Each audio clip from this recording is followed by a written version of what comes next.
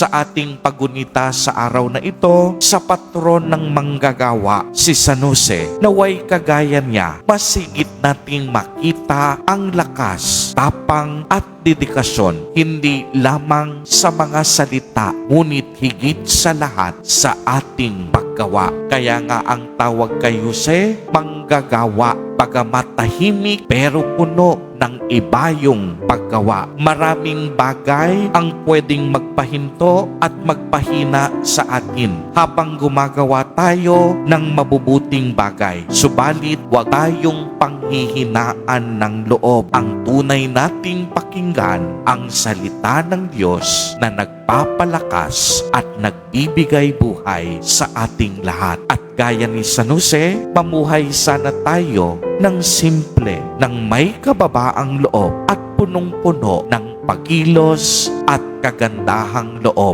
Kagaya niya, manatili tayong tapat sa isip, sa salita at higit sa lahat sa ating paggawa. Amen. Amen. Purihin at dakilain natin ang ating Panginoon, ang mahal na poong Jesus Nazareno.